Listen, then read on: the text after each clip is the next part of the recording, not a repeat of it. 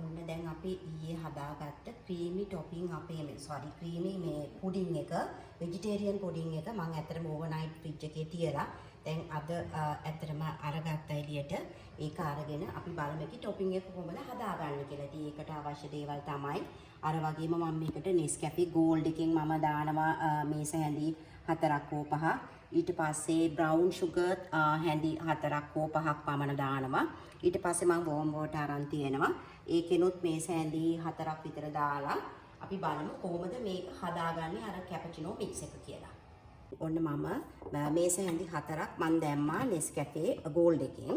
ඊට පස්සේ ආපහු ඒකට දානවා brown sugar මේස හැඳි 4ක් හෝ 5ක්. අපි චුට්ටක් ඒක රස අනුව සීනි වැඩියම දාන්නත් හොඳ නැහැ. අපි බලමු. දැන් ඊට පස්සේ මේ දෙක හොඳට ඇත්තටම බීට් එකක් තියෙනවා නම් හොඳයි. මේ බීට් එකක් තියෙනවා නම් හොඳයි. ඔයගලන්ට මේක බ්ලෙන්ඩ් කරගන්න, බීට් කරගන්න. ඊට පස්සේ අපි ඉස්සෙල්ලා මේ දෙක හොඳට මික්ස් කරනවා. මික්ස් කරලා ඉවර වෙලා ඊට පස්සේ අපි මේක වතුර හැඳි මේස හැඳි 4ක් විතර දාලා මේක හිමින් අපි හොඳට මේක මේ ඇත්තටම මේ අපි මං අරන් තියෙන්නේ warm water හැඳි 5ක් විතර දාලා මේක අපි හිමින් සැරේ මේක බීට් කරගමු. ඔයගලන්ට බීට් එකක් නැත්නම් අනේ මට බීට් එකක් නැහැ කියලා දුක් වෙන්න එපා. මේක ගෑරුකෝකින් හැන්දකින් නැත්නම් මේ ග්‍රයින්ඩ් එකට වගේ දාලා බ්ලෙන්ඩර් එකට වගේ දාලා හිමීට මේ වගේ ක්‍රීමි ගතියට එනකල් බෙන්ඩ් කරගන්න පුළුවන්. මේ බීට් කරගන්න පුළුවන්. මෙන්න මෙහෙම ඉඳවක මේක ක්‍රීම් එකක් එන විදියට හිමීට බීට් කරගන්න.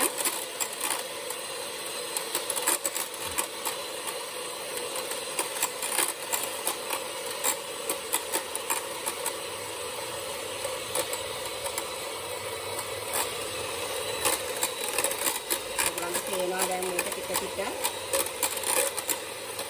සීනි ගතියට එනවා. තව ටිකක් මති මේක.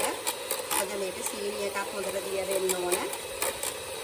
හොඳට මතක තියාගන්න මේ වගේ වෙලාවට white sugar ගන්න එපා. brown sugar ගන්න. කෑම හදනකොට brown sugar ගත්තාම ඒ අර රතු සීනි එකේ පාටත් එක්කම ලස්සන පාටක් එනවා. රසත් එහෙමයි. සුදු සීනි එකට වැඩිය රතු සීනි එක හරිම පාටයි. ලස්සන කලර් එකකුත් එනවා. දැන් ඔයගලන්ට පේනවා මේක මේ සීනි ගතිය.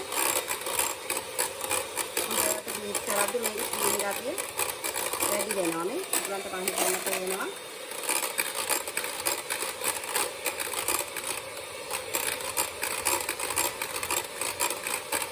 ඔයගලන්ට මෙහෙම ඕනනම් පොඩි රෙස්ට් එකක් දීලා බලන්න පුළුවන් අර සීනි එහෙම හොඳට දිය වෙලාද කියලා. දැන් මට ඒක තේරෙනවා. ඒක හොඳට මේ ක්‍රීමි ගතියට ඇවිල්ලා තියෙනවා. දැන් මේක එකම ඇති. අපි දැන් මේක නවත්තලා අපි මේ ටොපින් එක අපි දාගමු.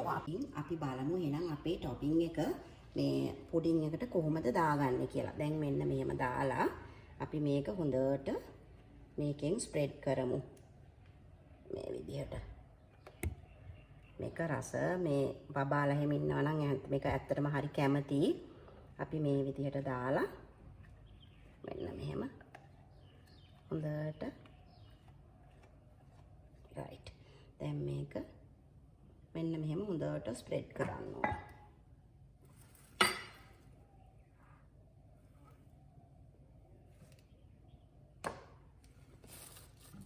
ලස්සන කලර් එකකින් අපේ ටොපින් එක හොඳට තියෙනවා.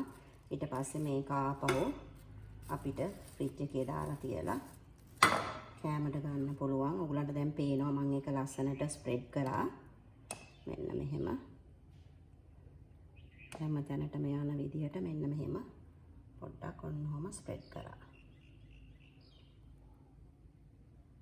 මම හිතනවා ගොඩක් රසවත් වෙජිටේරියන් ඩෙසර්ට් එකක් විදිහට මේක පාවිච්චි කරන්න පුළුවන් කියලා.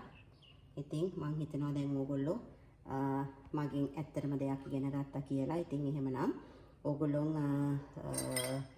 මගේ Facebook පිටුවටත් ඒ වගේම YouTube channel එකටත් ඒ වගේම TikTok channel එකටත් Inoka's Cooking Diaries කියලා ඇත්තටම ඕගොල්ලෝ කමෙන්ට්ස් දාලා subscribe කරන්න කියලා මාව ෆලෝ කරන්න කියලා මං ඉල්ලනවා. ඉතින් හැමෝටම එහෙනම් සුබ දවසක් සුබ අලුත් අවුරුද්දක්.